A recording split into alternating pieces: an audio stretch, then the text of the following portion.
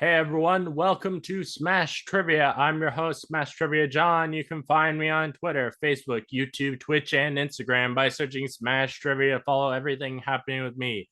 I'll be the one with the big old green head in the profile picture. I'm so excited to get into this. This is the Gamma Analysis. Basically, in this series, I'm going to review everything Hulk, all the movies and TV shows, and hope you enjoy. Smash Trivia presents the Gamma Analysis. I want to ask everyone listening to please do sign for me. Please share the hell of this podcast with all your friends. For this episode, I'm reviewing She-Hulk, Attorney at Law, episode 3. And I'd like to take a moment to say Smash Trivia now has a Patreon, so please check that out. We have some fantastic extra content on there. I bet you'll love. The tiers are as follows: $1 a month is Hulkaholic for $1. $3 a month is the Radium Home with Hulky and Shulky. $5 a month is Smashing the TV, and $10 a month is Bruce's Bar Trivia and One Night Smashes. Is today. I'll hopefully later on be joined by my co-host Keith. But for now, we just have with us my guest today, which is Julia Delbel. I think that's how you pronounce your last name. Yeah, How are you doing tonight, Julia? I'm good, thanks. Thanks for having me on. Yeah, thank you for coming. All right, and my trivia question for today is what 70s TV show inspired Marvel to create She-Hulk in the comics? I Do you don't have know. any? I don't know about the comics that much. Okay. I will give the answer to that later in the Is it episode. Night Court? I don't know. What Is did you Night just Court say? even a 70s show? Hang on. Yes, it would be a 70s show. Okay, Night Court's an 80s and 90s show, so it's not Night Court. So, okay. So I don't know then. Yeah. All right. Well, as I said, I'll give the answer later in the episode. And for our Hulkaholic for $1, I have Film Critter and Derek Sager. And I highly recommend watching the episode before listening to this podcast.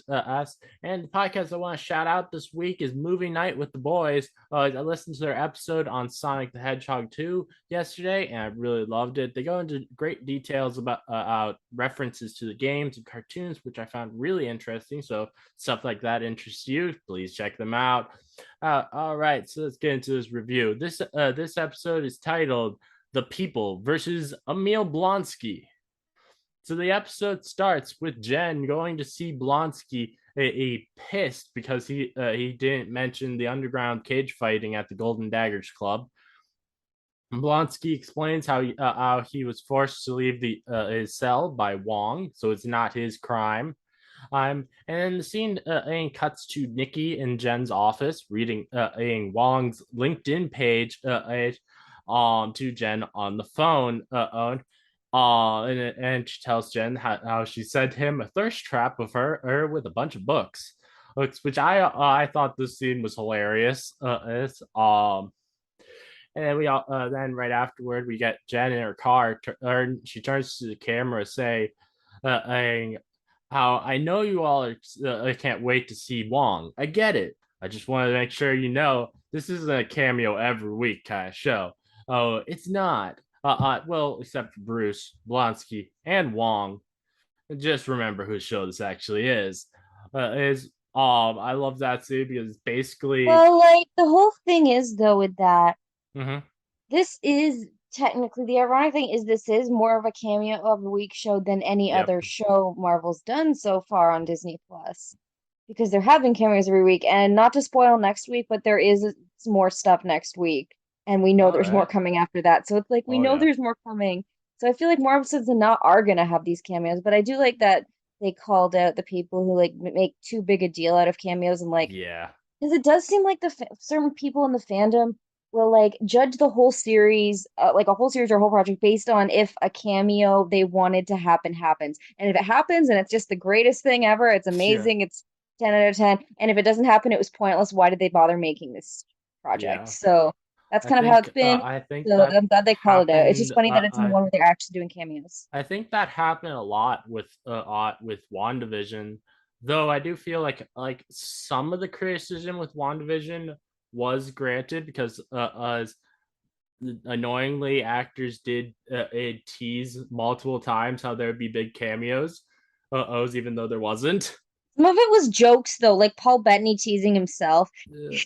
That one okay, that was a joke, but I'm pretty sure there were other people who teased cameos as well. The other one I know of is Tiana Paris said she can't wait. She told an interviewer that she couldn't wait to see everyone's reaction to Aerospace Engineer because they brought it up to her because everyone's uh, making a big deal out of that, even though we weren't promised anything or whatever. yeah. And then she said, well, she can't say anything because they stopped doing this after the WandaVision season, which makes Hmm. sense. They stopped doing interviews mid-season with people because it's kind of Oh awkward when they yeah. can't really say anything. So yeah, they're still kind of figuring out the format for press during that era. But yeah, and then I think Oh maybe yeah. Elizabeth Olsen said something, but like most of them were like people really jumping on what people said. And like they learned after that, I think, to not say certain things or they had to media train them a bit more for Definitely. this kind of thing because they didn't know people like people did not go this hard on cameos before Phase 4. Like I don't remember like I was Oh there for yeah. like I Endgame don't spec and think everything. so. People were not going that nuts over it. Yeah. We're not over other I stuff, but not the cameos. Yeah, I really love this scene, and as I said, it's basically calling out the people who say, hey, like, I'm only watching She-Hulk for this character. As those people, they can get really annoying, especially the people try to say, hey, I'm only watching She-Hulk for Daredevil to appear in it. Oh, What's gonna happen again next year with Echo as well. yeah. Um, as, so, oh, we then and go into a news and internet montage, both about the case and just as assholes whining specifically about She-Hulk. And a lot of the things that they put in here are literally real comments that people made about She-Hulk, which is really sad. Like I've literally had arguments with people on Twitter who their actual complaint is they took away a Hulk's manhood and gave and turned him into a woman. It's like no, they didn't do that. But like, yeah, Hulk. I mean, Hulk. A lot of people have problems with the Smart Hulk, but like Bruce Banner, however, is still there. It's not Mhm. like they didn't. I don't know. They didn't do that with this character. Like this is the character. Yeah. Like 'cause everyone who goes on about that stuff tends to use the comics as like this thing to back themselves up. But like you can't do that even here because they Uh, didn't change anybody. Like they were both different characters even in the comics. She was never oh replaced yeah. to my think. It was like Hulk and She-Hulk. They're two different people.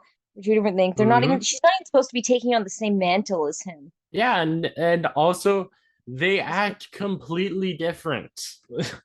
Which that's also another complaint I've heard people say is like the oh you should just like, instead of having copies of these characters you should have completely new characters and I'm like well it is a completely new character they're completely different characters they have completely different personalities their powers work differently it really the only similarities is in the name and in the fact that they're green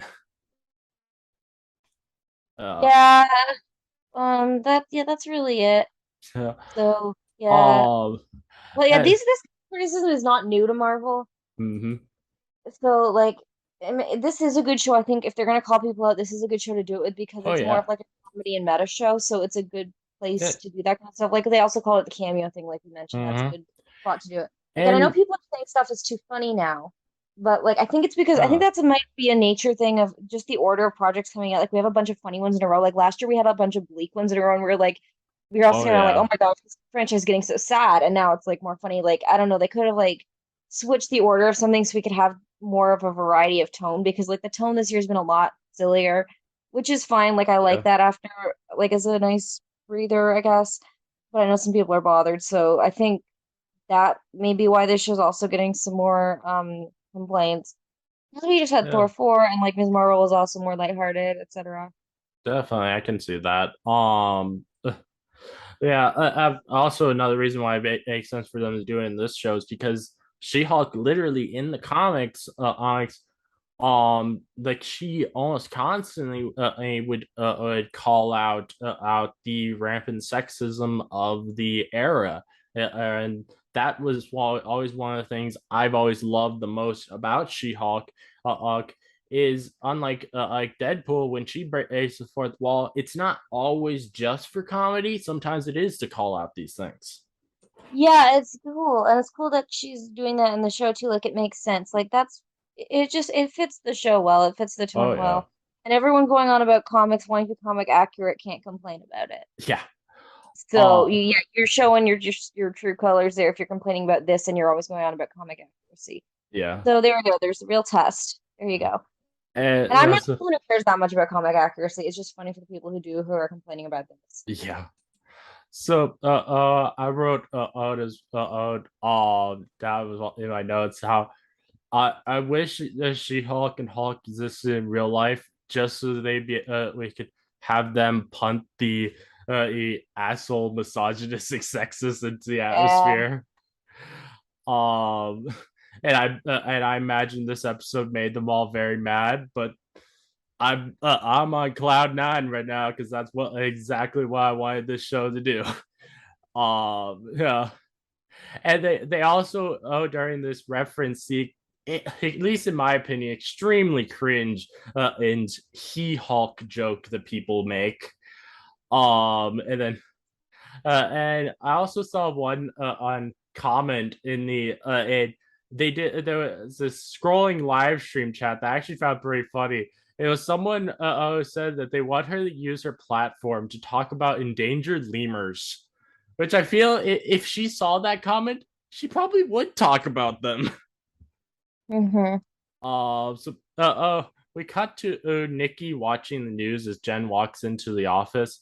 As Nikki asks if she's seeing this, as Jen doesn't care what people say about her, or Nikki tells her, "You gotta respond on." But Jen gets a call from Holloway, so she doesn't have to deal with this right now.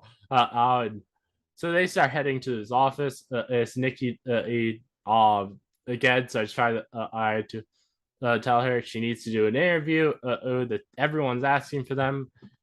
Jen says they only care because I'm representing Emil Blonsky. And Nikki tells her this isn't going to die down because you're ignoring it. And Jen then walks into Holloway's office to find him speaking with Dennis and Pug. Dennis needs help from GLK and H. And Holloway wanted to put Jen on the case, but Dennis obviously does not want her. Jen asks what this is about and says that she doesn't want to work on it though. And also then another lawyer walks in, a Mallory Book, which she's played by a familiar face to Hamilton fans with Renee Elise Goldberg or Goldberry, which Yeah. I think that's kind of cool for people who are fans of that. Um, Dennis makes a disgusting comment to her about how he can't talk to a 10 about embarrassing man stuff Oh and she God. then says she's happy to not be involved as she leaves the room, which honestly I'm happy for her too. I would hate for her, either her or Jen to have to deal with his disgusting comments if they had to take the I just case. wish. I remember when it was announced she was going to be in She-Hulk, and I know we have more episodes to go, but I wish her role was bigger. I was under the impression it was going to be bigger, and I really like Hopefully. her, so I was kind of sad. But that's okay. Hopefully, he's in some more in more episodes going Yeah. forward, and maybe gets a bigger a role.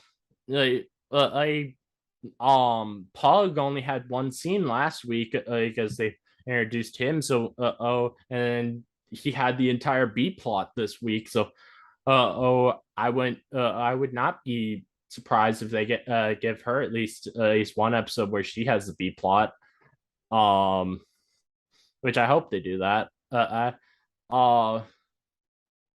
So Dennis says that he'll take Pug as his lawyer. Aaron Holloway explains how Dennis was tricked into buying stuff by his ex-girlfriend, who is a shape-shifting light elf, and Jen starts mocking him, saying, "Wow, Dennis." Dennis responds by saying that he thought he was dating Megan the Stallion, in which Jen mocks him some more, because he really thought that Megan would want to be with him, which it really does go to show how dumb he is. Like Megan the Stallion has more money than he'll probably ever have in his entire life. I've like, why would she need him to pay for stuff? Yeah. Oh man. And Wong portals in at this moment, and Jen heads with him to talk about Blonsky in her office. And as she leaves, she says, Pug, good luck. And it just says, and Dennis, but then she just starts laughing some more as she walks off, which I really found this interaction so funny. So Wong tells her that everything Blonsky said is true. He needed a Blonsky um for his training as Sorcerer Supreme, and he should not be punished for his actions. And he starts getting up, and then Jen tells him that she's not the one who's trying to punish him, and Wong then references No Way Home by saying that he's not going to erase everyone's memories, which I thought that was a great reference to have. Jen said that that's highly unethical. Wong says that we'll send him to the mirror dimension or the shadow dimension then. And then she tells him that all she needs is that he shows up to the hearing to explain. And we then cut to Pug talking with Dennis, and he asked how much he spent on this imposter, and it took a little bit for him to say, but he finally says how it's 175K. Pug mentions how that's a whole house in parts of the country, which Dennis cannot believe that. I'm guessing because he's probably only ever lived in Los Angeles his entire life. Pug tells him that he's gonna build his case, and then they awkwardly shake hands, and Dennis leaves. Pug starts watching a footage of the imposter on YouTube. The lawyer comes her not lawyer the imposter comes in now as Dennis is trying to get the case dropped. As the imposter rambles on, Pug gets a call from the real Dennis, and we find out that Dennis owns a Cybertruck, which I'm not terribly surprised, but I thought that was pretty funny. I guess by the time that the MCU is in by now, it's the Cybertrucks have actually come out. Pug calls for security, and then the imposter leaves the office as Pug, telling everyone that he loves harassing females in the workplace. Real Pug yells, "Not cool! You guys know me. I wouldn't do that." And then heads back to the prison. There's now a mob of press outside. They asked if she was rejected by the Avengers, which I found that funny. Like the Avengers would never reject her. Like I feel like Hulk would leave the Avengers if they rejected his cousin. Jen checks if he's ready for his hearing, and then asks if the 7 females behind the glass are his soulmates. He says that yes, they are. Wait. I think that's honestly still that these 7 females being his soulmate, I think that's still a red herring. I still believe that it was a reference to Thunderbolts. It's when he was talking about it last episode. And it goes along with a theory that I mentioned in the last episode of that. I think he's been programmed and by Val, and he's going to like once they get once he opens up his retreat at some point, Val is going to arrive and and do sort of like how Hydra did with Bucky, say a whole bunch of words that wake him up from this almost fake version of himself. So like he currently thinks those are the seven soulmates, but really the seven soulmates are the Thunderbolts, is what I'm thinking is gonna be the case. Um, let's see. Where and sadly, somehow Wong is late to this session. And Jen tries to take time for Wong to get there by saying that Blonsky will give his full statement first, and Blonsky explains how he's rehabilitated and feels remorseful. The parole board asks if he has a place to live if he gets free. Jen explains how he has a plot of land and that he's going to open a meditation retreat on the property. They ask how he intends to fund these things, and Jen explains how he's in a committed relationship with several pen pals, and we see the ladies behind the glass waving, which these seven ladies really seem like cult members. How they pledge to financially support him, and Jen says we don't own. I don't think we need to get into that any further. And then we hear from three witnesses while waiting for Wong. The parole board asks again about the escape, and Jen tells him that the witness will explain, and the whispers if he ever shows up.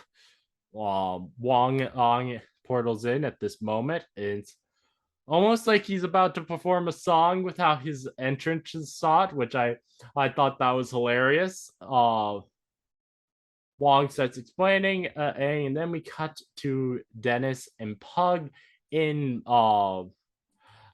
court art, and the imposter's lawyer tries to I say how she has diplomatic immunity, but the judge just immediately shoots her down. I would say no, she doesn't. And the imposter tries using one of Thor's speeches, but the judge quickly shoots her down and the Pug explains the case. The lawyer on the other side says it was consensual relationship where they engaged in role play, which Dennis finds that gross. And the lawyer continues that any rational adult should tell that these texts were not from the real Megan Thee Stallion. And the judge says that he finds it hard to believe that Dennis could be fooled so easily. That you got proof he was Mr. Pugliese. But he'll allow it to go to trial, and then the judge leaves. Dennis says how they crushed it, and that he's canceling his Hollywood hookups app. And we then cut to the imposter, who now starts impersonating the judge to get it thrown out. Happily though, the imposter's lawyer actually calls her out by saying that impersonating a judge is illegal. And Pug says that this is very good for us as he leaves. We cut back to Wong explaining. Wong says how he offered Blonsky asylum at Camartage, but Blonsky was adamant, and he returns to prison. Afterwards, Jen reiterates what Wong said, and the parole board asks about Abomination since they think he's a raging monster. Blonsky decides to show him he can control the beast. Jen keeps trying to stop him, but he doesn't listen, and he turns into the Abomination. We see that Blonsky wears Crocs, which I find that really funny for some reason. Meal earns back, and then happily he puts a blanket on while doing so. Since I don't think anyone would have wanted to see it him be naked during the scene. Jen starts apologizing for Emil during that, but for him doing that, but then turns it around, using it to help the case. Ace and the parole board says that they will adjourn for today and meet again once we have made a decision. And they said they say how please Ace, someone get this man some clothes, which I thought was pretty funny. Let's see, where is it? The parole board then tells Wog that he committed a crime. I'm causing Wog to say that I must depart as he portals out, which I love that. And then Jen heads outside, getting bombarded by press, and one of the questions was about how there's apparently rumors that she's one of Blonsky's cellmates, which I find really funny. We then cut to Jen and Nikki at the bar. Jen is annoyed after a protester feeding her car, and Nikki again suggests us doing an interview. Jen just wants to go back to being a normal, anonymous lawyer. Nikki says that the genie is out of the bottle. Your story now. And Nikki hilariously just shouts out, "Oh my God, you're pregnant with the Abomination's baby." A Pug then sits down at the table, saying, "Good God, Dennis Bukowski." And then Nikki gives him her drink, saying, "You're gonna need this." Jen looks at the camera, connecting the A and B stories. Nice. And Nikki mentions how she's killed Dennis in her head several times, which I love that. Jen says that she'd call him terminally deluded. This gives his Pug an idea. So Jen gets on stand at Anne and Dennis's trial, which Dennis is obviously annoyed by this. Dennis gets annoyed by Jen and being on trial for or Jen being the stand for Dennis's trial, and Jen talks about the eggs that Dennis has told her, including how he's a New York 10 and an LA 11, and that his office is called the Dennis Spear, which I found this really hilarious. Her testimony here. What did you think of this testimony, if you remember it? So just for reference, for those listening, I haven't seen this episode in over 2 weeks because I got some screeners and I did see this one in advance, and I didn't have time to rewatch it today because reasons. But what testimony again? See, I don't remember. I just remember this so episode. basically, so she says as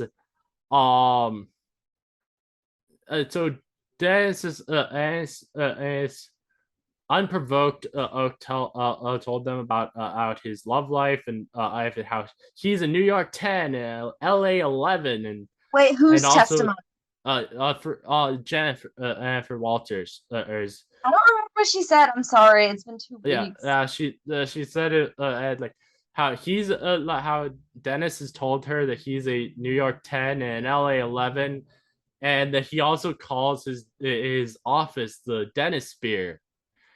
And also like Dennis gets up objecting to this, and then the judge, which I honestly really like this judge, just shoots him down, saying like that, just like how he did with the other side earlier,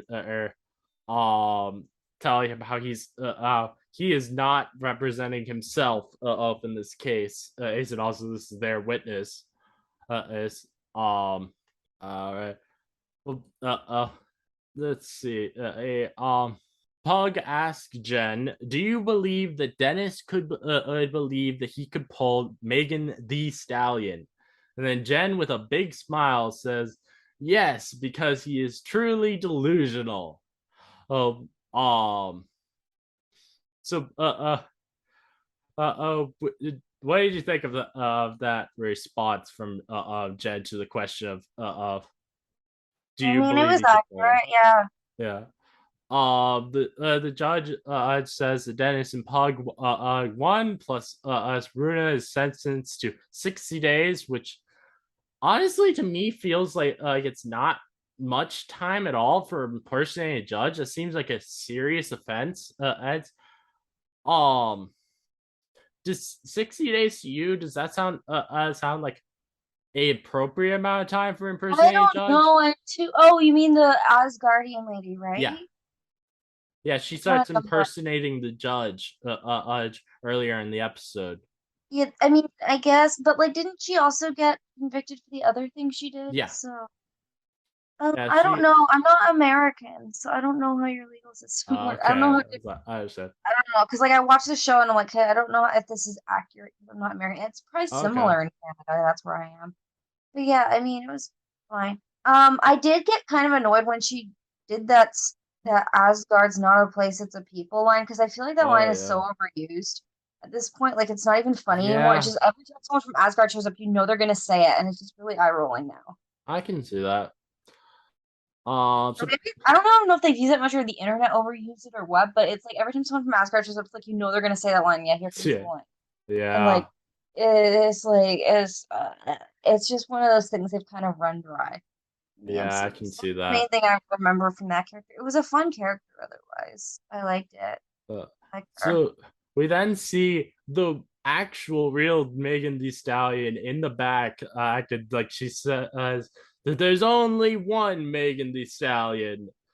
Um, and then as they leave the courtroom, Pug and Jen are or Dennis ask Pug and Jen if they think he should go back and talk to the real Megan, which I thought was hilarious, especially with how Pug just says, "No, please don't do that." So what did you think of that scene? Yeah, I mean, I guess I wish we got a little more on Megan Thee Stallion because it's been like, I guess because her appearance was so hyped for months in some of the sites I write for and stuff. I'm like, they're like really talking about it. I'm like, okay, it sounded like she was gonna have like a bigger role maybe, and she Yeah, didn't, but it was still fun to see her. I I've known for think really she's months going she's to young, so appear. as soon as like they started talking about her, I'm like, okay, so she has to show up in this episode because I knew she was Mhm. gonna be in it. Yeah, This is the episode, and I mean, it was fun to see her. I was just kind of waiting for her to show up, so it wasn't really a surprise to me. So maybe yeah. there's It more was. surprise. It didn't The surprise other me. scene with her, I did like. So yeah. It didn't surprise me at all her showing up, but everything I've read about her appearance, and especially as it was officially announced earlier this week, it all said that she has a multi-episode arc.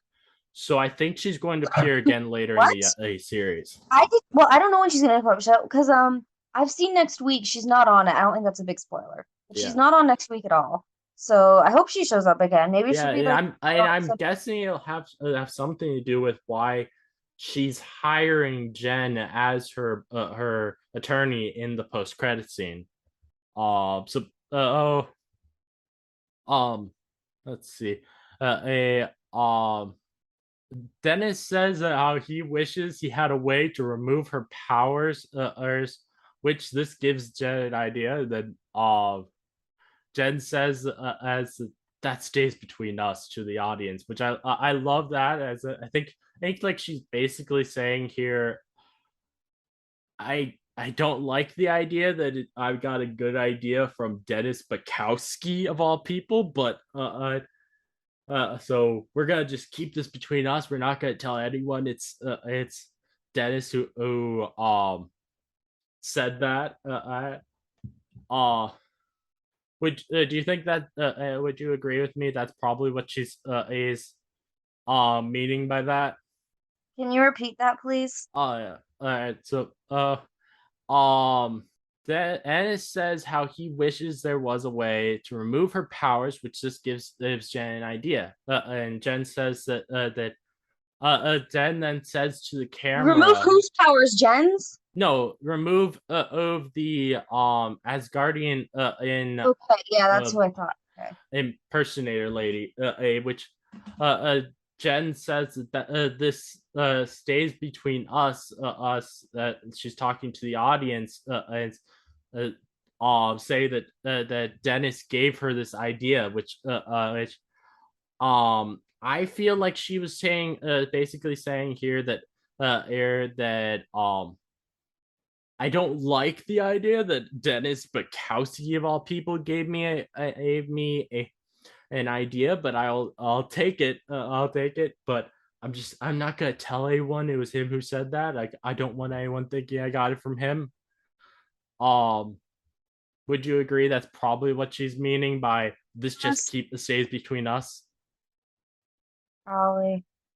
Uh, um, let's see. Next scene. We cut to Jen back at the prison for the commencement of the parole meeting, and they grant him the abomination of parole, but he's or meal from parole, but he's prohibited from turning into abomination. And Emil thanks Jen, saying that he's in her debt. And Jen says that all she asks is that he stay out of the news. We don't want to read more stories about each of us. And Emil tells her that you might want to reconsider that, that they're gonna make a story about out you either way, so it's best us to be a part of it. Ed. So uh, so this makes Jen decide to go on the news as She-Hulk. So what did you think of this scene as they finish the parole hearing part of the episode? It was good. All right. Well, the newscaster in this news season, for some reason, I don't know if it's just me, but he felt very monotone. On which felt really weird to me because I feel like newscasters are supposed to be super upbeat constantly. But he was like super monotone, and like he just gave like these one word responses to everything that Jen said, which was felt weird to me. Hey, did this scene feel at all weird to you? Why? Which scene? Her going on the news. It was a little odd. I feel like they could have done more with it. Yeah, it felt a little out of place, I think. With how it was wrote. But whatever.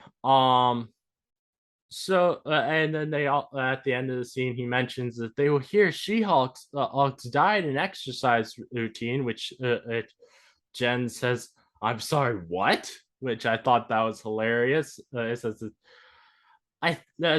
that kind of feels like, well, a lot of in real life, a lot of newscasters will if there's a female like I guess they have on, they'll be like, all right, we got to learn about their diet and exercise tips, and like which is um Yeah. feels like definitely is not something they should be doing.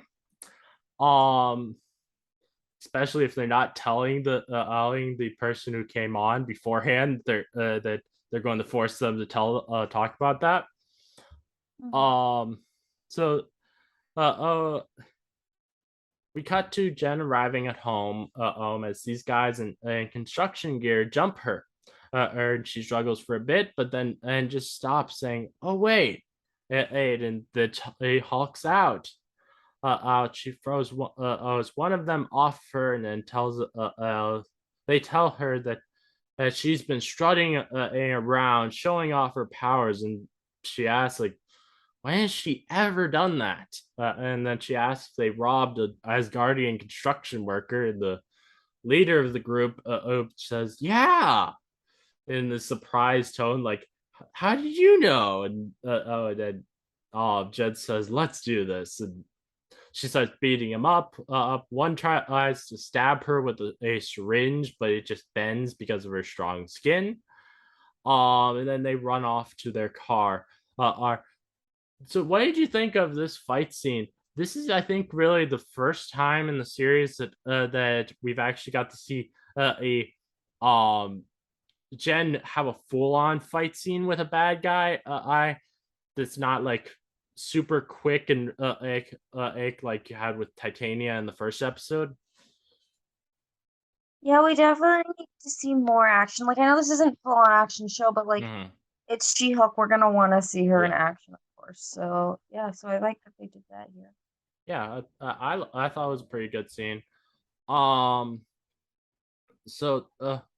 the leader asks if Thunderbolt got it, which she's in reference to the fact that they were trying to get her blood. Thunderbolt says no. He's couldn't pierce that nasty green skin, and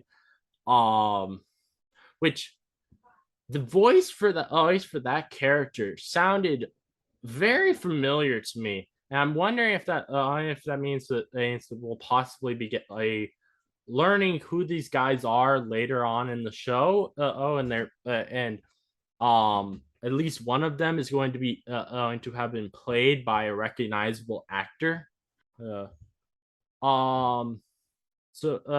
And they mention and how their boss will be mad, which it makes me wonder who their boss is going to be. I've heard some theories online of which ranging from I think like Kingpin to like the actual leader Samuel Stearns from the Incredible Hulk. I have no idea who it's gonna be. I don't actually think it's probably very likely it's gonna be either of them. But I do like that we're. Did they say officially that's going to be a well-recognized actor? Because like I don't want this to be another aerospace engineer. They have not said either of them are going to be in the series. I'm not. That's just theorized. The areas people have said online. I don't. I have no idea if there's going to be actually anything big about that character in the future. But I do like though that they are finally doing this, having this idea in the MCU that they teased back in the Incredible Hulk of people wanting to use the Hulk's blood for bad purposes, and now She-Hulk's blood for bad purposes. I really like that they're finally doing that. Yeah. So we see Jen picks up her stuff and then looks at her reflection and as the credits roll. And then we get a post-credit scene revealing that Jen is gonna be Megan Thee Stallion's lawyer going forward, and then they start dancing together as Holloway sees this and he's just like, huh? And walks away, and the episode ends as Jen hilariously says, "I would kill for you, Megan Thee Stallion," which I found this post-credit scene absolutely hilarious. I think I liked better the post-credit scene in the first episode, but I think this was still really funny post-credit scene. What did you think of the post-credit scene? Yeah, it was good. I'm glad we got more content our guest star because I felt like her scene was like so short earlier in the episode. I'm like, oh, that's it for her. But like, and then we finally got to see other stuff. It was cool. Yeah. I don't understand why there's so many people upset online that they dared have a scene in the show with She-Hulk and Megan Thee Stallion twerking. It's like, oh my god, this is one small scene. This is not something to complain. You need to complain about. You just try to find stuff to complain about. Yeah, I don't understand how this like ruins the sanctity of the MCU or whatever. Yeah. All right. So as a whole, I love this episode. I think it honestly is as good as the first episode was. I think, and a little bit better than last episode. I loved both the A and B. I barely remember last episode. Yeah, last episode was my least favorite of the ones I've seen. Yeah. But yeah, that's a good one. to the point where I thought episode 2 was the abomination case. I'm like, oh yeah, it wasn't. Okay, there was like stuff I don't remember happening that happened. Okay. Yeah, that's it's part was in that episode and part is in this episode, and also I expect like Emil's going to be in a bunch of the seasons still going forward. And I loved how they called out they actually did call out the asshole trolls online, and also Wong was just perfect as always. So what did you think of this episode as a whole? I just said I really liked Oh, it. sorry. Okay. Um, the I have one bit of trivia that I found out from the episode, which is that a reporter asked asked Jen if her powers came from a mafia hit gone wrong, which that is basically how her origin goes in the comics. So that's kind of cool. And the answer to the trivia question I had for you earlier was the Bionic Woman, which was a spinoff of Makes the sense. Six I was Million Dollar thinking, Man. sorry, I should have thought the others. It's all right. The reason that they did that is because so the audiences back in the 70s were for $6 Million Man, Bionic Woman, and the Lou Ferrigno Incredible Hulk series. They were very similar audiences, so Marvel wanted to make a She-Hulk so that that the TV studios could not just make a She-Hulk spinoff from the Incredible Hulk series without their knowledge. Oh, okay. Yeah.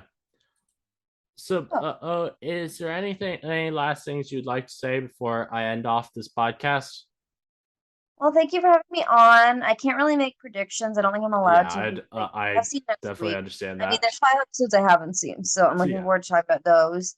Um, yeah, I think people will like. If you like this week's episode, you'll probably like next week's as well. So that's good.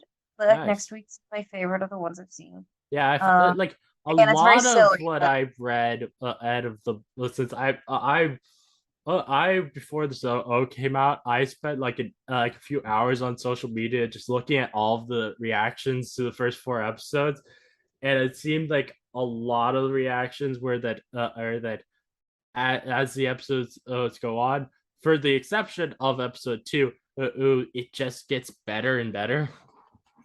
yeah, I agree. Uh, uh, So, I don't really have any last things I would like to say before I end this off. So, thank you for listening. If you like this gamma analysis, please give a 5-star review on Apple Podcasts or a 5-star rating on Spotify. I'd love to hear your thoughts on. Did you have something you were trying to say? No, I'm just saying, yeah, I'm supporting this. I'm like, yes, go do the Spotify Yeah, thank you. or Apple Podcast. The 5-star rating on Spotify. I'd love to hear your thoughts on the series. Please let me know. If you'd like to listen to more from me, please subscribe. I many more gamma analysis from me keeping coming, so keep on the lookout. This again is your host, Smash Trivia John, signing off. All right, everyone, we're back. I finally have my co-host Keith with me. He tonight, yeah, he was on the Bingers podcast as reviewing the episode with them as well. So definitely check out that episode talking about the She-Hulk episode. So we're even though I've already done on a scene by scene analysis with Julia, I want to talk about the show with Keith some so start off Keith. What did you think of the episode? There was a lot to love. I do, however, feel like this, and maybe it's, maybe it requires extra watches, but the 2 times I watched it, I first time thought, okay, this is my least favorite because of two main nitpicks. And the second time I watched it, I was a little bit more forgiving about one of them. but yeah, it was. I feel like, and I'm fine with it. It's not a bad episode. It's certainly not. Doesn't make me soured on the entire show. I just, of the 3 episodes we've gotten, I feel like this one might be the weakest of the 3.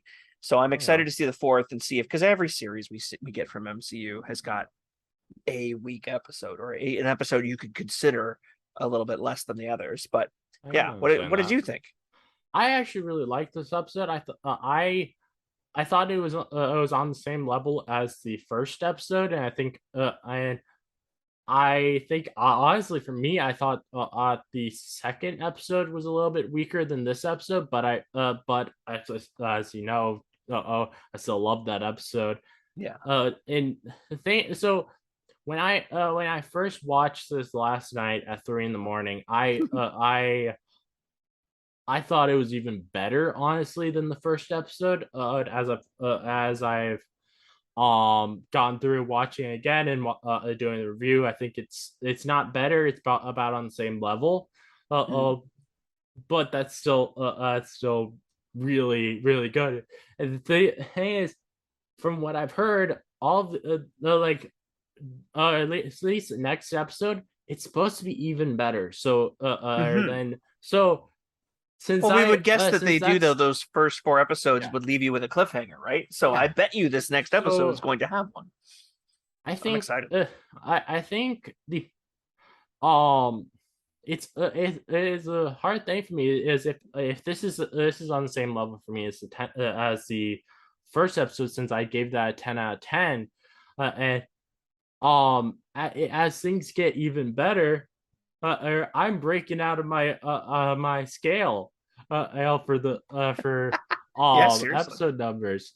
So I think I need to create a She-Hulk scale where it's just like you have perfect in the middle, more perfect, even more perfect, most perfect, most is perfect. And just only compare it to other She-Hulk episodes. Yeah, exactly. I honestly already think this is top tier MCU. This is some of my favorite stuff that the MCU has ever put out.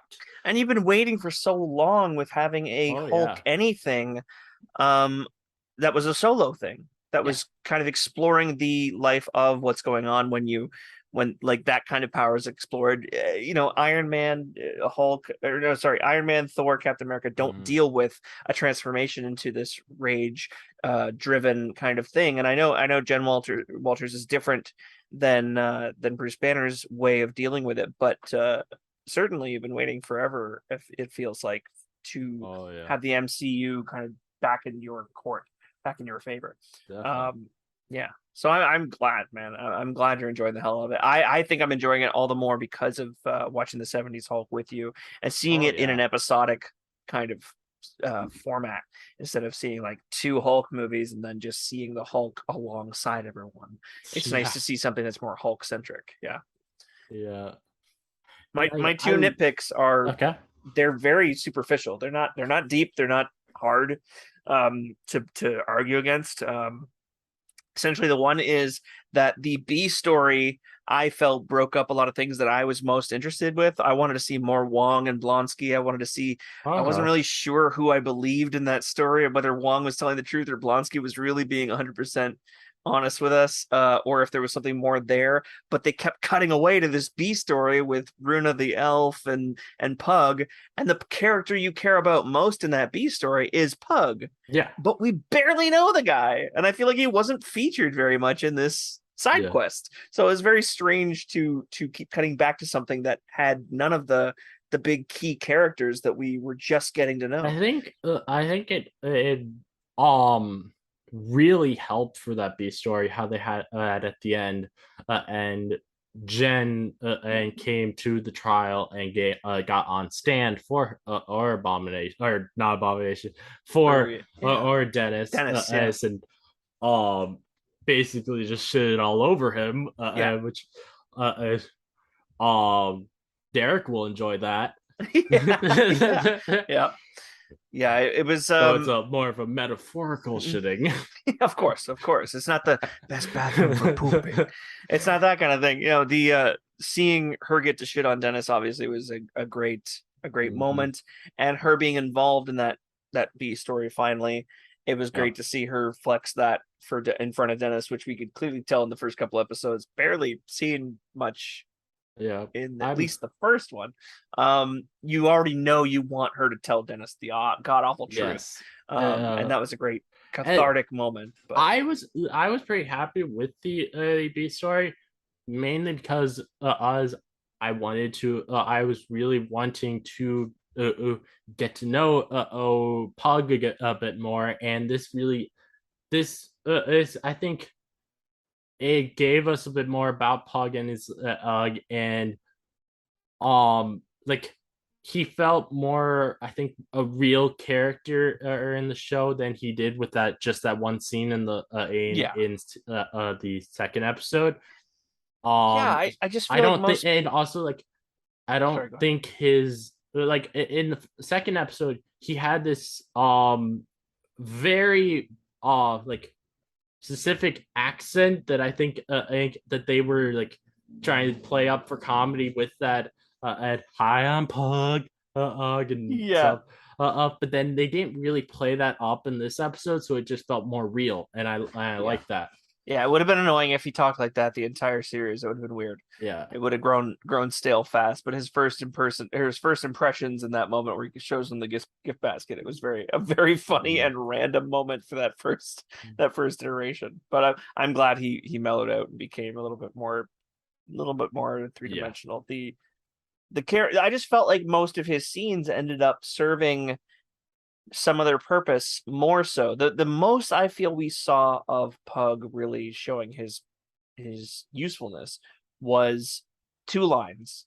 One where he was essentially like stopping the Runa light elf from spreading rumors about him around the office, and he's just like, not cool. And then he's just like, I don't. Yeah, you know me. You guys know me. You guys know me. Yeah. That was great.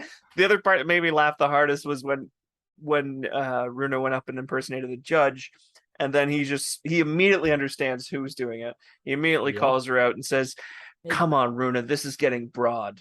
I really enjoyed that call out. I love how Runa's lawyer literally was also like, "No, you can't do this. This is illegal. This is a really bad idea."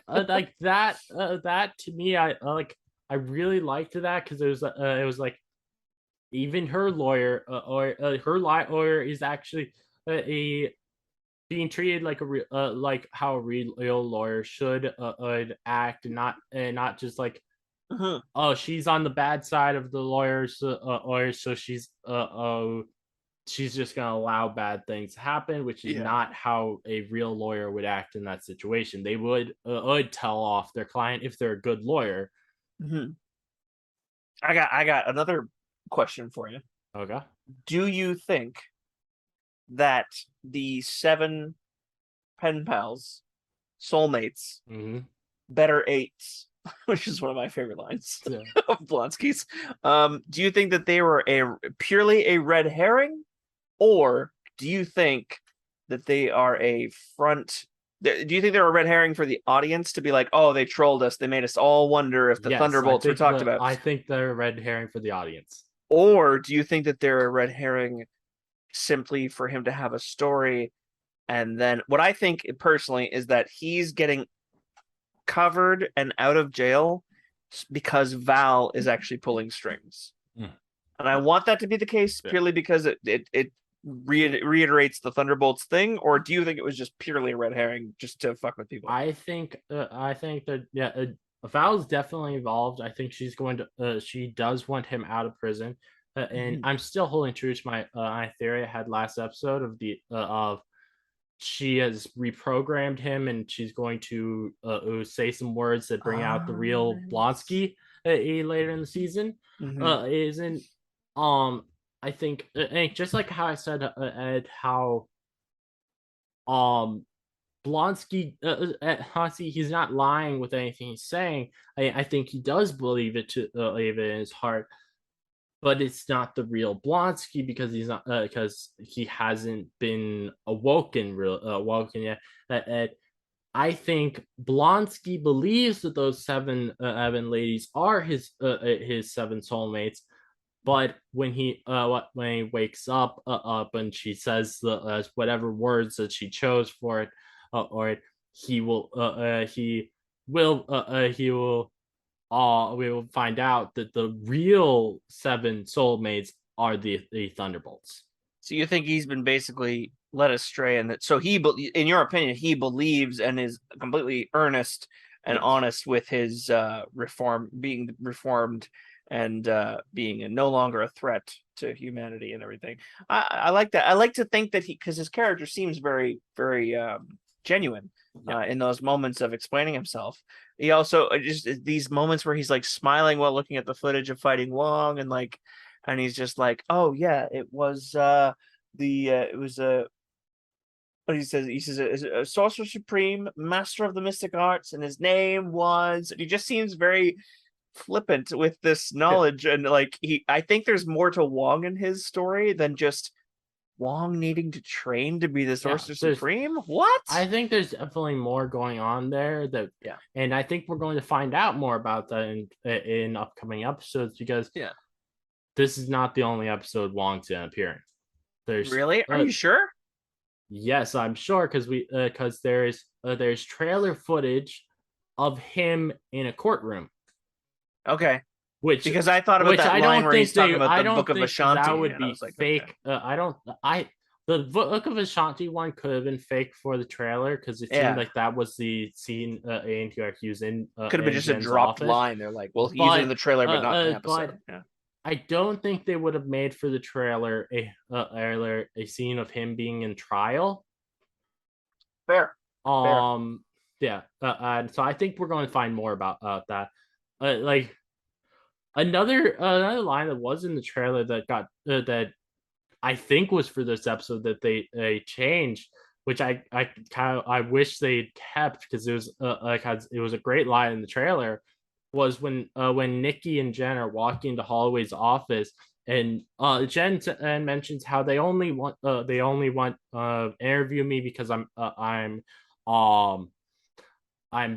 representing Emil Blonsky.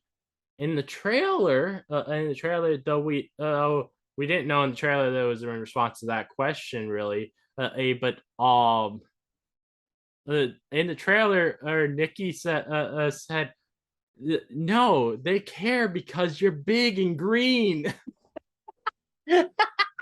I think that's another thing with this episode too, is I think Nikki is knocking it out of the park. Ginger. Oh yeah. I'm trying to remember her name. Her last name is I think Gonzagas. Ginger Gonzagas is knocking it out of the park with a very small role, but she's killing it. Every scene she's in, I love it. Oh yeah, I love how she says, I set a thirst trap to Wong. It's just me with some books. I loved that a lot. I thought that was so good. Brilliant. Man. The other thing I wanted to ask you about, the most important thing of all, twerking. Yeah. Are you pro twerking? Are you anti twerking? You yourself received some hate. Did you talk about this with Julia? I did not talk about this. Stupid. I talked a little bit about the scene. I talked about how people were angry about the scene, which is insane. Yes. But I did not talk about the hate that I received online. And it's not really something I want to talk a lot about on the podcast. Fair. I get it. Because there are some things that they called me that I would not want to talk about on the podcast at all. Fair. But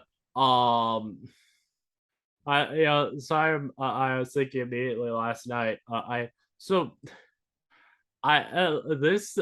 last scene, normally I have to search out in episodes for the damn Hulk kicked moment, but I didn't have to search at all in this episode. Yes, there you go. Oh man, fun. Though, so I wouldn't be surprised if Keith. Are you still there? Your screen has cut out. Keith? And you know what? And it's your right to do so, sir.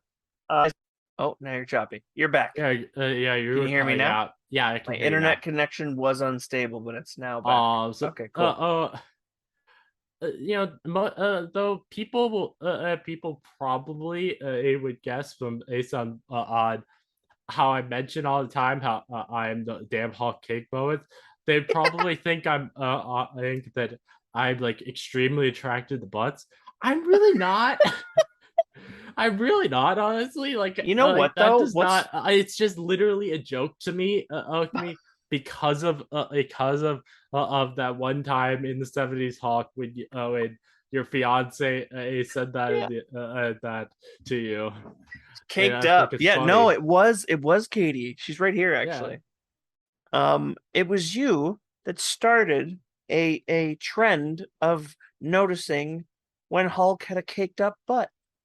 I mentioned it because we were watching the '70s Hulk episode, and it was a shot of his butt, and you're like, he's caked up, and that was it. And he's a bodybuilder. It does sound like you. That's what I'm saying. And then I mentioned it to John, and he's been nonstop talking about caked up Hulk butt ever since, in the best ways. Your impact, knows no bounds. she says, wow. She's very excited. Yeah. But I just think that's it sounds really funny. I joked, especially, and because like as Rob after that episode was like, you guys should make that be a regular joke going forward. I was like, well, damn, if someone really likes the joke, then I'll make it be a thing. Yeah, and I still gotta draw that. I gotta draw that Hulk butt t-shirt idea. God damn, I forgot all about that. I'm so sorry. No, it's all right. I got a tweet to read for you, and you tell me what you think, because this is a very good point. Because She-Hulk is getting compared to this dude no matter what, anyways. But what? Okay, you tell me this, because you're Generation Z. What does LSTG stand for? I have no idea. Katie, what does LSTG stand for? LSTG? Yeah. It might be ISTG. I swear to God. Yeah. Jeez, that should not have taken me that long. I swear to God, if Deadpool were to twerk instead of She-Hulk, then these fanboys will be all up on his eggplant. Yeah, probably. And he doesn't write. They would eggplant. Not have a problem with it if it were him, because but they have a problem with the She-Hulk because they'd be laughing so hard because they have for some reason anything that a female does they have a problem with. Yeah. And I mentioned today in a tweet, which you saw this is how I was like, you guys didn't have a problem with Tony having sex with multiple women in his films, and that big getting tit rabbit. that as the big tit rabbit that I thought was supposed to be tits, but it's not. I guess not. I get why looking at that rabbit, the arms are in the weirdest place. Arms are here. I literally have this image in my mind. I'm watching it with my family and seeing it and looking and in my mind, it's literally the shape of the exact shape of tits with the nipple pieces protruding out and just wondering, why did my dad let us watch this? And that's why I say it's more Freudian than Mandela. I really think it was Freud acting in your mind. That part of your brain was overacting, and it's not the Mandela effect. But I guess it's both. I guess Freud and Mandela can, in some ways, link. I think it is sad how people, they don't have a problem with Tony doing things that are sexual, but but when it is She-Hulk doing this is twerking, which I don't even think that scene was sexual. No, it was not. It's just a. It's the most scene. tame. It's the most tame goddamn Disney version of twerking I've ever seen in my life. It's so silly that people are up in arms about this. That this is basically porn. Oh No, my this is God. not porn. God, pissed me off. You've never seen porn in your life if you think this is porn. It's crazy. And you know what? If that is porn to someone, then I mean, don't search the word porn. If that freaks you out. Holy crap. Yeah. Oh yeah, no, that really made me mad. I'm glad that you shared that with me on Twitter, because I was really bored at the end of my shift today, and I'm glad I had a bunch of people to reply to. I have muted all those guys, so I have no clue if they responded. I don't want to hear it because I don't need to obsess over Twitter, and neither should you. You know, it's fun when it comes to Twitter. It just really annoyed me because I'm like, yeah. That of course. What they were calling me yes. is saying you should not be saying so lightly like that. Exactly. You should only be calling someone that if you actually have proof of it.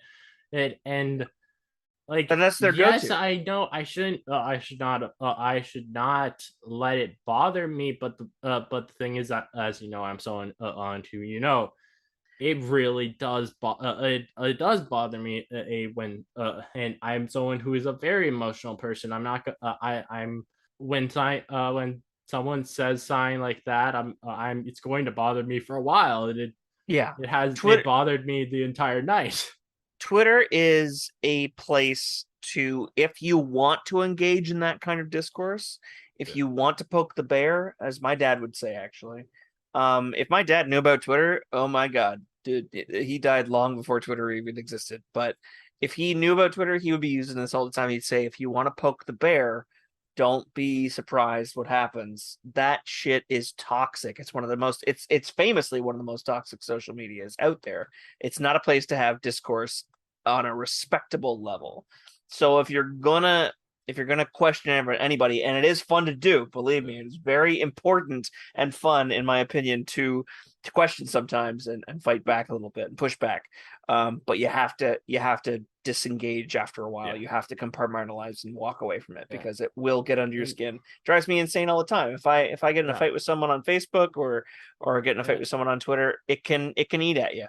And I think though, my anger is very valid with this. The oh, absolutely, it is. But it's also a word they throw around, and I say they is a very broad spectrum. A word that they throw around all the time. Yeah. So it is not something that you should feel as pointed at you. Yeah.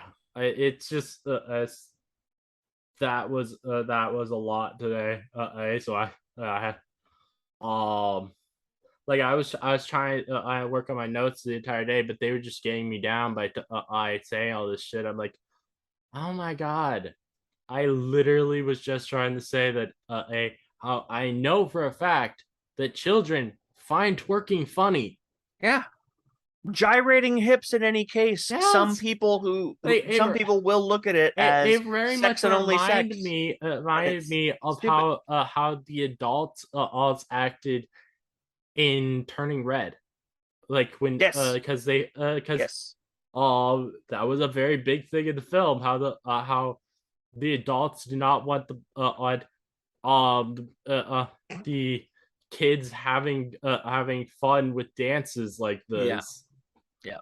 And it's crazy to compare that to porn. That was so stupid. But also like from the beginning, we've known this is probably gonna be one of Marvel's more mature shows, just based on how the character is in the comics. Yeah. So if you didn't expect that going in, maybe you should have done some research. Yeah, I also like to think of it as something the same way that the way that they've created and produced them should be similar to the Harry Potter series of movies, for example. The people who read the books and grew up with the books and watched the first movies would have grown up with those books and grown up with those movies, and they get a little bit more dark and serious and scary and controversial and adult. Not that Marvel's doing it on the same speed. Families should still be able to watch Marvel, don't get me wrong. a bunch of families should be watching Miss Marvel. No question. Miss Marvel, it is incredibly kid friendly, incredibly sweet. Yeah. I'm not saying that She-Hulk isn't. I'm just saying that what the hell kid wants to sit there and watch a law show with their mom or their dad? You're watching a law comedy. Like no one. I didn't watch The Good Wife with my family. Like it's as a kid, I wouldn't have wanted to. Yeah, it's just silly. It's silly for people to bring that up and be like, oh well, Disney should. You know what? I applaud Disney for being able to put out. And in Canada, it's different because we can set our Disney Plus rating to a higher rating. We have a ton of stuff we can watch that is adult themed. And anything in the States that is adult themed gets put on Hulu, and it's like, okay, that's they're like they literally currently only have have 2 films that are R-rated on Disney Plus, and they have and then they have the 5, I think, Marvel shows that were on Netflix. Yeah. And then it's like, the 2 films are actually 3 films. Deadpool 1 and 2. Deadpool 1 and 2 and Logan. Yeah, I was gonna say it's got to be Logan. I've been rewatching. I'm just getting to. I've never seen the 3rd season of Jessica Jones. I'm watching that right now, and it's so fun to watch that at the same time as She-Hulk because they both will be existing in the same place. Jones appears. She would be. I mean, we probably won't see her this season, or they would have probably teased it by now. But seeing Matt Murdock means an open world. Oh yeah. Because we know that Kristen Ritter is involved in Marvel now and is being definitely brought back for Jessica Jones. I just don't know that the rest of the supporting cast is going to. I want to see everybody from Daredevil. I want to see everybody from Jessica Jones. I hope they can bring everybody. Foggy and Karen and Trish and Malcolm and all the great characters. But watching season 3 of Jessica Jones the same time as watching season 1 of She-Hulk, I'm loving both sides of how to tackle a women-centric narrative that's different. Also, a side that's it's a little bit cool of a connection. Actually, so you have watched all of Orphan Black, right? Long time ago. So and you actually were one of the reasons that got me into watching the first season, which I'll continue watching. I'll continue watching on the Patreon after She-Hulk ends because I didn't want to do multiple things with Tatiana Maslany at the same time. Right. But there is currently being filming for AMC a sequel series to Orphan Black, and that sequel series, it does not have Tatiana Maslany in it. But guess who it has as the star? Who? Christian Ritter. No. What? Yep. She's committed to that?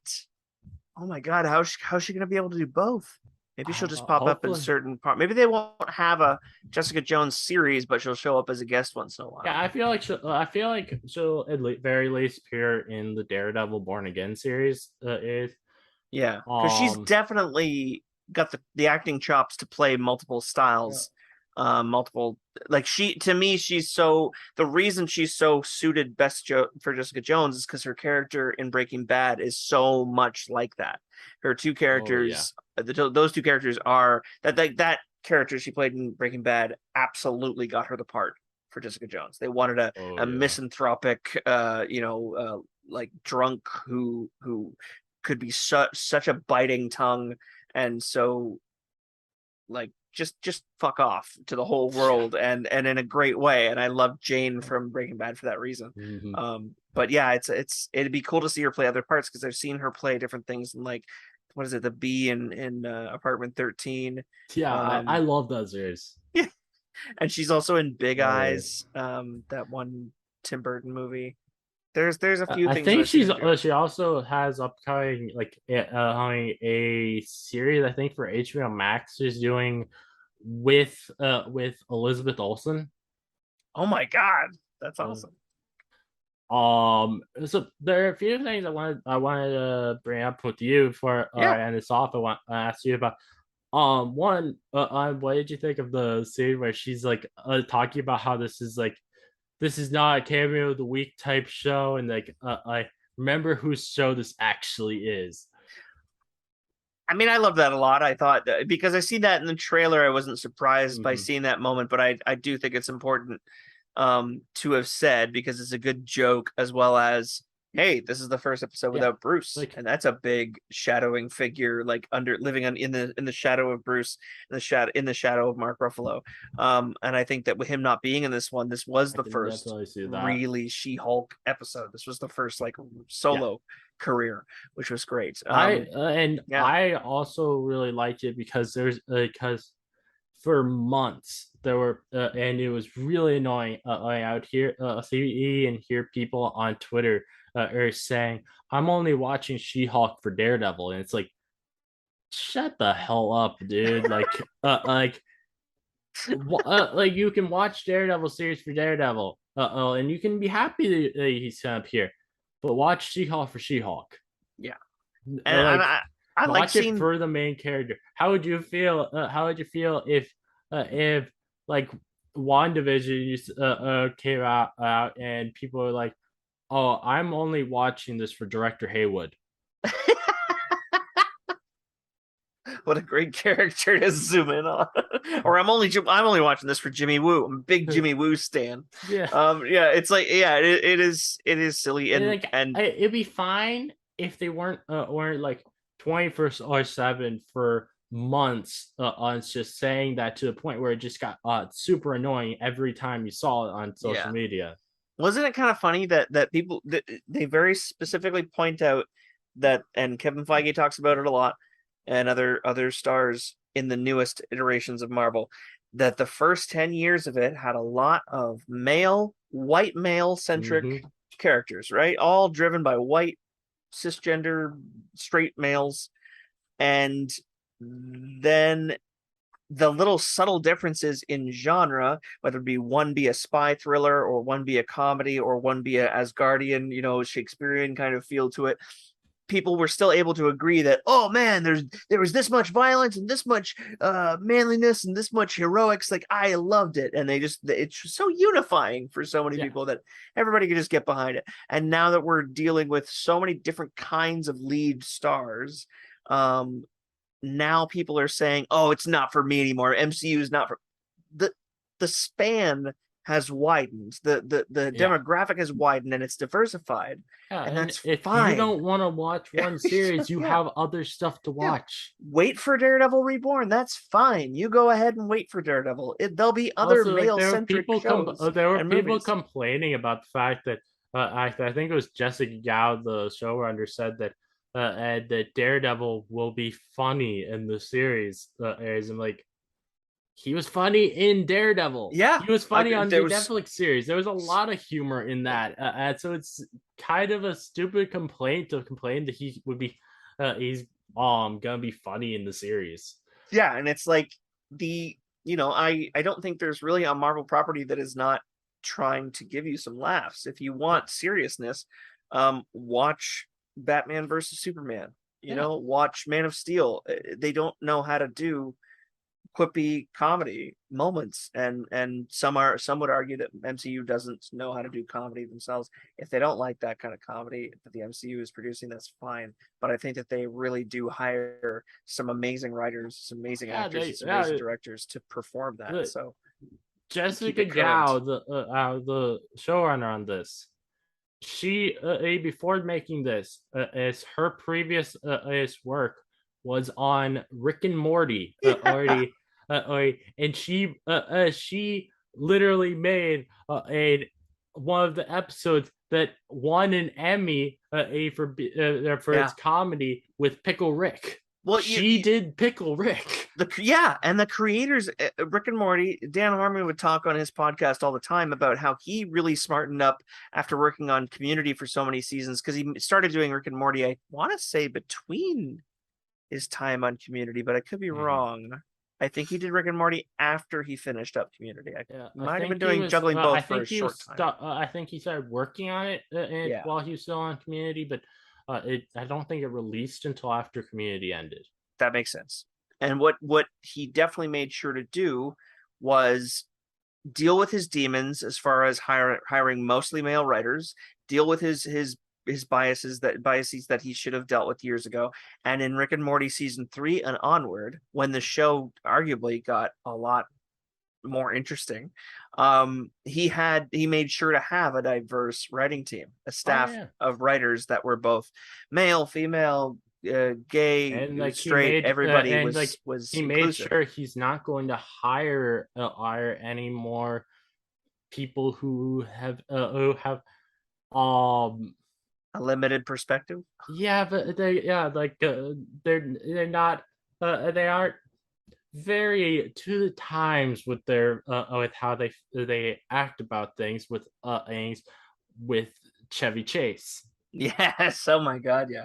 Him and Chevy Chase famously did not understand why Community was funny. He said it many times to Dan Harmon. Oh yeah, but he also and in the commentary he didn't get it. Apparently, he did it a lot of even though on screen, in him and Donald Glover's character were big friends.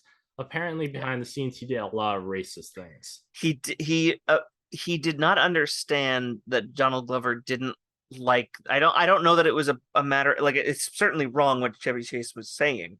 I don't know if Donald Glover shared with him how much it bothered him in the moment, in the time. I mean, he shouldn't have to. Let's be honest. It's not a matter of whether he should or did or not. But I think he probably acted as though, we're friends, so it's okay. And it's like he's never going to learn, you know. Well, I think that, but also that was the beginning of Donald Glover's career. And most people at the beginning of the career, they're not going to speak up about things because they know that they're going to lose their career if they do. Exactly. He doesn't know who he's going to piss off if he combats a comedy legend like Chevy Chase, even if he's on his Twilight years. Actor in the series. Yeah. It would be very intimidating, and he wouldn't want to ruffle feathers. I could see him just being above it all. Honestly, I could see Donald Glover being very mature about it, being like, I don't want to ruffle feathers, I don't want to bother anybody. I'm not gonna bring it up now because I know he's in his Twilight years and he's on his way out and he doesn't get why the show's funny and whatever. So let's move on. I appreciate the fact that that Dan Harmon and after getting an argument with Chevy Chase about the fact that Chevy Chase was doing all that, I appreciate the fact that Dan Harmon kicked him off the show. Kicked him, yeah.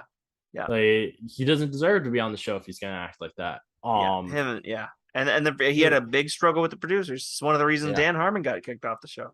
So the next thing in the episode that I wanted to talk about was it seems we're finally going to have some villains who want to get Hulk blood to most likely create some more Hulks of an army. What did you think of that? This is my argument. Okay, so I don't believe that is their go-to, because that we've seen before. So you hear Thunderballs or whatever his name is, say to his boss about the other boss. Boss is going to be pissed. As soon as she hulked out or transformed, I couldn't get that needle into her disgusting green skin. Mm-hmm. To me, the more interesting way, or the more less road less traveled kind of scenario, would be that their boss is someone who is very against Hulk's existing, and he wants to collect data or genetics to figure out how to take them down. And now he sees a woman as a Hulk, and now I'm mad. I'm gonna kill her. Maybe the Hulk's off in space now. I'm gonna use her DNA or use her blood to figure out how to take her down. And I think that's more likely, because the way that guy sounded, a leader of that kind of guy, that could be a way that they do it and make it be a twist. But I do honestly think they are taking it in the path of their they're trying to create a Hulk army or something. Both because that's something they've been teasing in the 2008 Incredible Hulk film, and it never was able to come to be. And they were teasing how bad it would be if that happened. We never were able to get that. And then again in episode 1, Hulk mentions how it would be really bad if this blood got into the wrong hands. And very true. I think they're definitely trying to get it. They're going that path of again, another reason that Bruce was right. You got a good point there, and I think that I loved the scene where she looks into the car door at the very end after knocking those guys on their asses and them running away. She looks into she looks into the mirror or the window of the car, and she has a moment of reflection, no pun intended, where she looks at her reflection and she's seriously thinking. I hear Bruce's words echoing in her head. When you're a Hulk, weird stuff just finds you. You know, people are always going to be after your blood. We have to destroy it. We have to be careful. We have to whatever. And it is true. To me, I think the weird thing in this instance, when a guy says, I couldn't get the needle in her disgusting green skin, I feel like that was enough of a reason for me to run with this idea. I want my prediction to be right, that their boss, they're all under the same prejudice. They all believe in the same prejudice thing, to be yet another example of people hating on a person like She-Hulk because they're disgusting and they want to take down that kind of thing and have a weapon against superheroes, because they're using Asgardian stuff. They're not superpowered. I think there's also a chance of that at specifically like you had, because you had like references like what Dennis said of I wish there was a way to we depower could depower them, which one of the people, one of those guys at the end, their voice sounded really familiar to me, and honestly, I think it might have sounded a little bit like Dennis's. The guy in the mask, who the was guy called Thunderball. Yeah, either it could be revealed that it is actually Dennis, or I think there's going to be a recognizable actor who is revealed to be that person, because that voice sounded familiar to me. It really did. I mean, it did make me focus more on the character when he was asked a question specifically. His character did jar me a lot from the rest of them. So I don't know. I really thought it was funny, and I think I know what she was trying to mean with this. So Jen and after Dennis mentioned mentioned how he wants to be a way to be able to take away those powers. Yeah. Jen said, that gave me an idea, but we're gonna keep that between you and I. Yeah. I think like she was like trying to say like, I don't like that it was Dennis who gave me this idea. Yeah. But I'm gonna use it. I'm just not gonna say it was Dennis who gave me the idea. Yeah. Which I love. She hates to admit that she got a good idea from Dennis. It reminds me of there's I have something that I see a lot of times online where when someone who's like a pretty sucky person makes a good point, though. Like people post a tweet like quote tweeting the person saying with this picture that says, the worst person you know just made a good point. Yeah. I no one likes to admit it. No one likes to face that. But when it does happen, it's worth acknowledging. Clock works like twice a day. Yeah. Broken clock strikes right twice a day. Absolutely.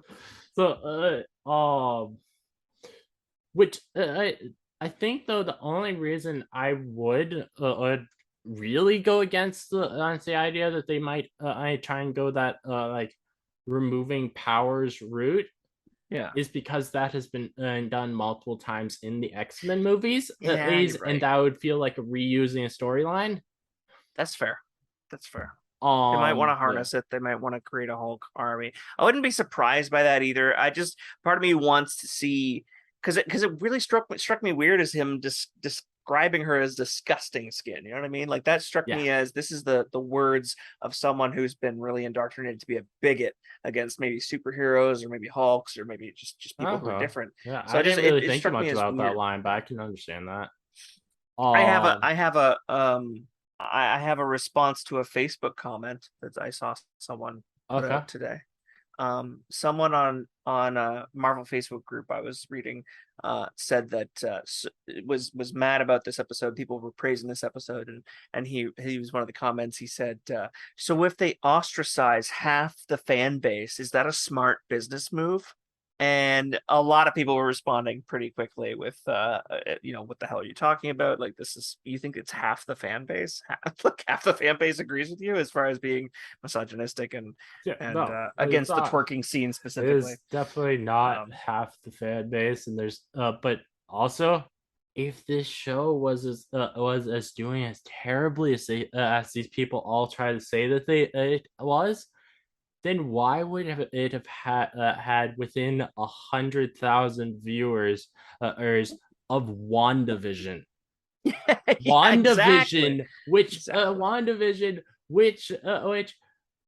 literally probably every single person in the world was talking about when that started. Yeah. No. You can't tell me it's not a popular show. If it had been called WandaVision, maybe it would have been different. I don't know. But no, I have a response to this man in Emil Blonsky haiku form. All right. Okay. I'm going to have Emil read it for you. Okay. Here he is.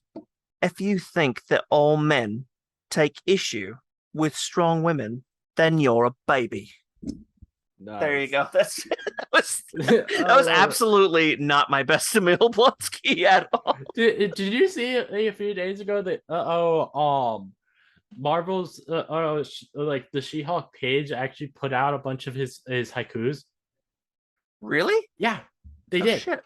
And they even put out the one that like he started saying last episode of the my tiny little ears. Yeah. Oh my god, I'm gonna check that out immediately. Yeah, so I do want to ask you before we end this off the trivia question actually I had for you this week planned. Okay. And those who are listening to this, they'll have already known the answer, but I still want to get whatever answer you will give to this. Sure, yeah.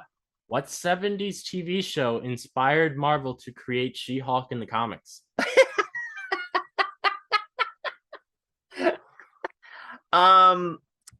It was 2 TV shows actually. It was the popularity of both the Incredible Hulk in the late 70s and also the Bionicle Woman.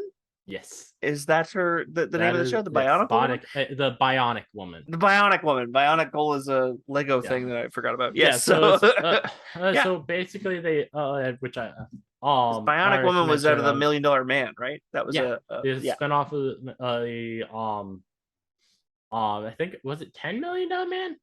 Or wait, no, $6 Million Man. 6 million. That's right. Yeah, it was such a specific number. It just it was weird. 6 is weird. Yeah. Just one more than 5. It's also so earlier this week, I thought they happened. So a friend of mine, I'm Richard Nebens, who's been on the show once before, during for my I Spider-Man No Way Home review, which I actually had wanted him to be on this week, but sadly we weren't able to get it to work out for his schedule. He works at the Direct which as a reporter doing articles, and he did an article this week talking about how Marvel fans are thirsting over She-Hulk, and he included my tweet, a tweet from me in there. I love that. That's what you were talking about. I saw your tweet about being included in an article, and I didn't. Yeah, I didn't have time to ask you. I'm so sorry, but that's amazing. Yeah. It's sign that I think it means a lot to me.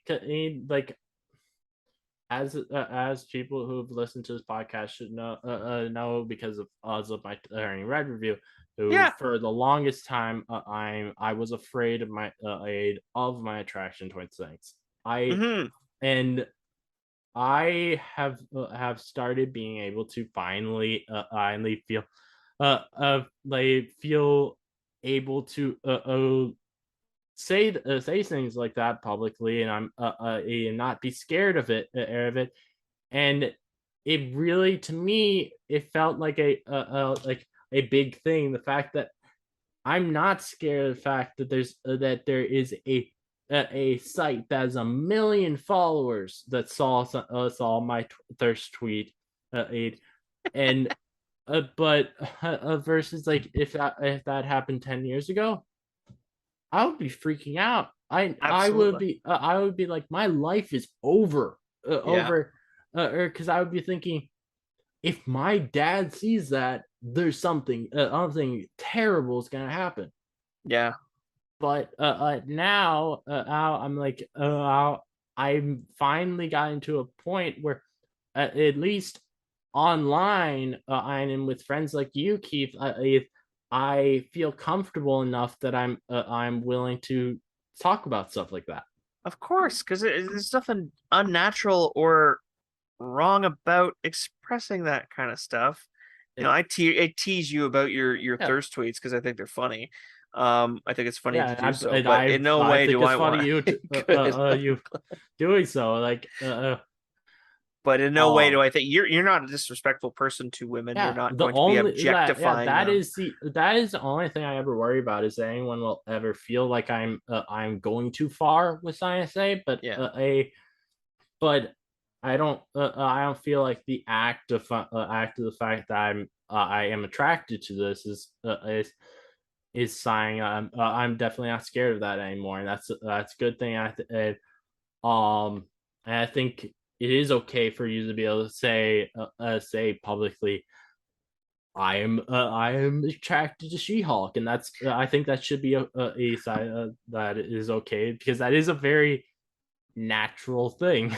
I think it also breaks the social norms of the more negative thing is to be attracted to the other thing that's been in the media for so long and has caused many an eating disorder over the supermodels that are too ridiculously unhealthy, skinny, and that body type and everything. And you're not talking about them. You're talking about a freaking She-Hulk, which is something that threatens misogynists to their bone. Yeah, I'm attracted to literally the opposite of misogyny. I'm attracted to the person misogynists hate. Yeah, exactly. Yeah. No, I 100% agree, and I'm proud of you for feeling comfortable enough and for having that burden off your shoulders of being afraid to express yourself. That just meant and so much to me. When I started thinking about that earlier this week, like, wow, I've gotten so far in my journey that I'm finally being able to feel comfortable saying these things. I'm still not comfortable saying talking about things like this sometimes in real life.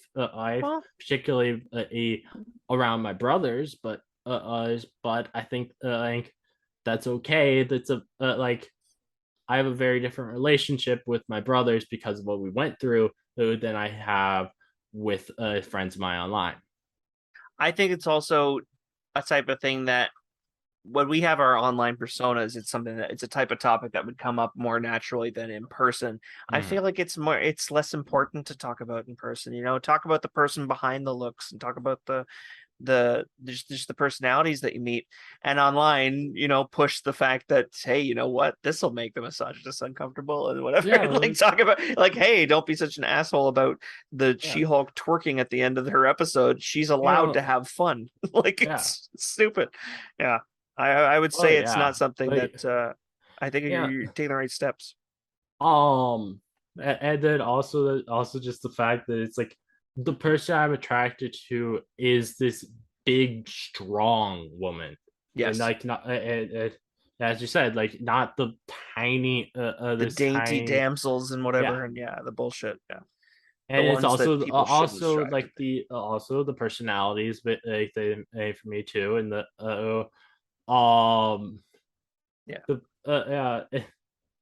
and there's one criticism last episode that I saw a lot of people talk about, and this was including Emmy on the Avengers, talked about how she thought that Jen's old boss, he was being a jerk by trying to tell her that she needs to be in Gen form. Yeah. So how I took that was it almost like, if you had a clown in front of you, who works for you, you're going if you're gonna have a serious conversation, you're going to ask them to take off the clown makeup up. You're gonna because you can't really have a serious conversation when when the person looks like a clown. You're not gonna be able to take anything they say seriously. And I kind of took it. I kind of took it as this old boss is like, you are this giant who's green. That is ridiculous. Ridiculous. So for a serious conversation, I want to talk to someone who looks like they're a serious individual. Yeah. I think how I took it. I can understand where she's coming from, but that's just how I took it. I think they were maybe more onto the right path when they were thinking like, okay, he's clearly he knows he has to break some bad news to her, and he's a little threatened, maybe scared. But I don't think it was a matter of I need to lord over you. And I know that he didn't say Jen.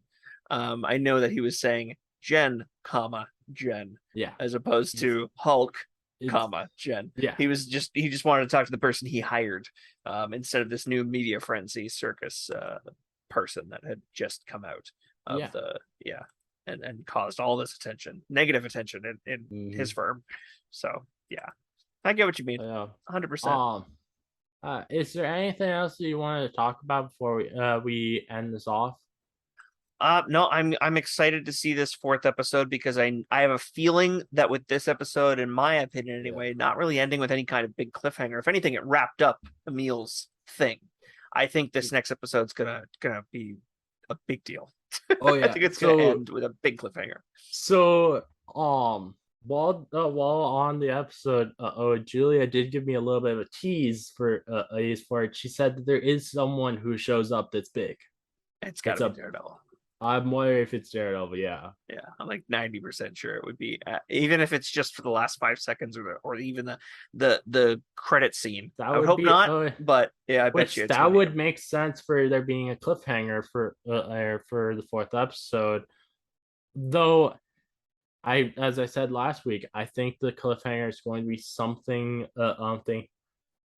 teasing World War Hulk a little bit more, and that and I think they'd be doing that because I think that next week at D23 they will officially announce that project happening. True, good point. I think it could be I think that a very good chance of that. I don't know whether it would actually be Hulk appearing in the episode, but something teasing it, like maybe just like a showing maybe the post-credit scene and shows simply a landscape on Sakaar, just teasing that's with the and maybe it showed that showed the ship that he was in and just teasing that yes, that's where he is at. It's possible. Yeah, very possible. I think either way, I'm excited for the fourth episode.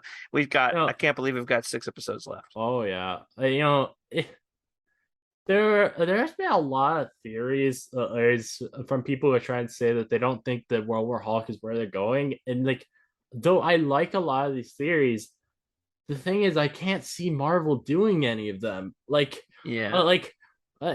reminds me of how there were back when before No Way Home, there was these fake leaks that say oh, Tobey Maguire's Spider-Man, he's going to be old in the film and he will come from this post-apocalyptic Earth and stuff like that. And it's yes, that would be super cool.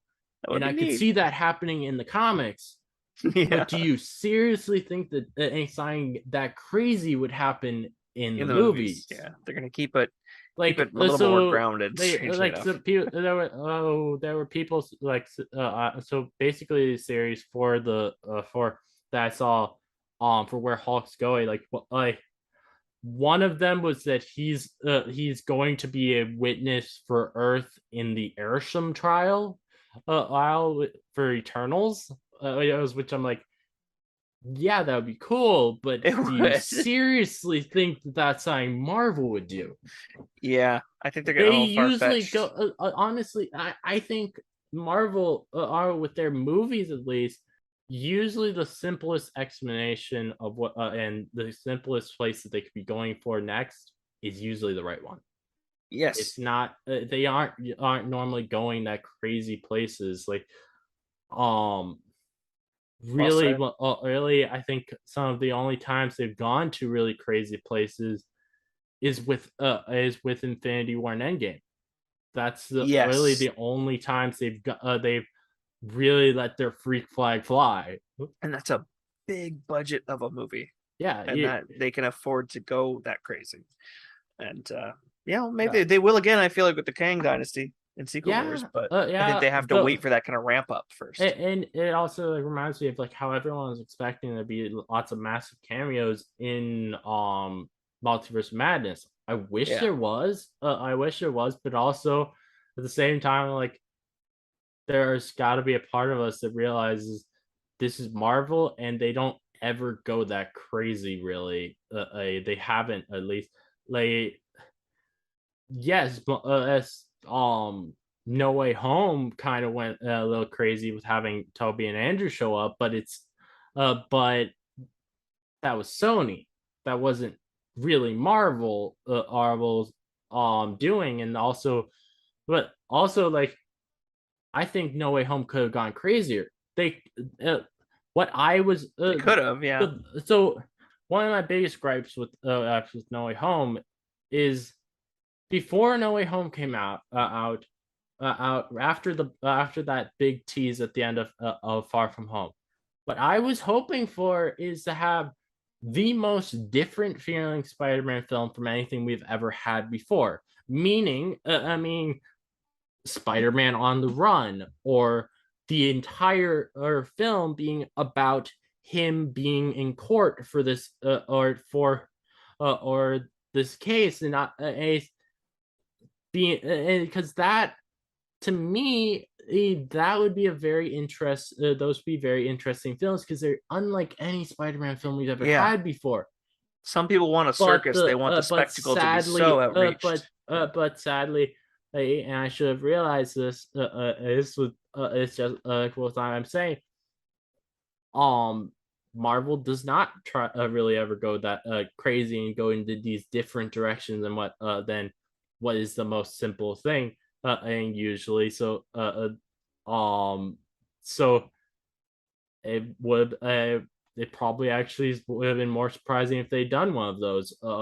Actually, doing a extremely different Spider-Man film from what we've had before. True.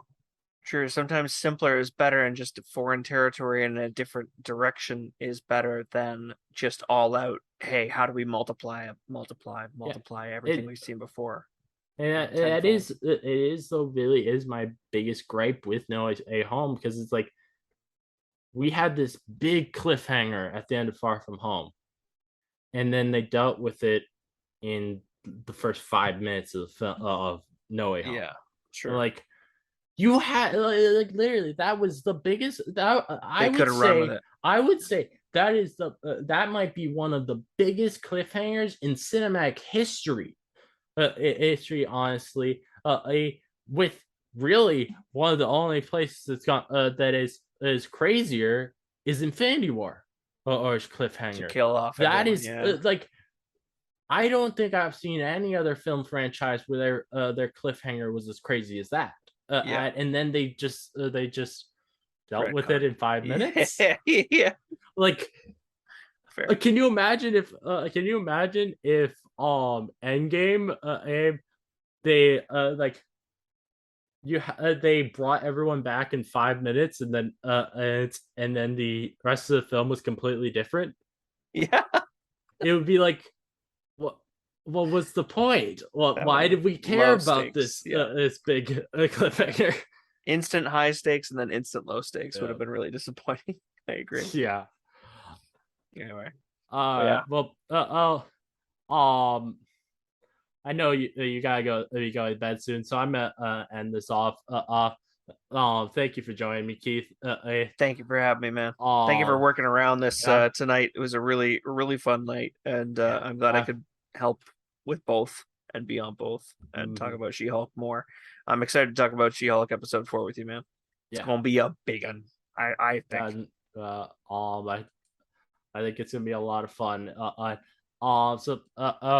And thank you for listening. If you like this Gamma analysis, please give a 5-star review on Apple Podcasts or a 5-star rating on Spotify. I'd love to hear your thoughts on the series, so please let me know. And if you'd like to listen to more from me, please subscribe. Many more Gamma analysis from me coming, so keep on the lookout. This again is your host, Smash Trivia John, signing off.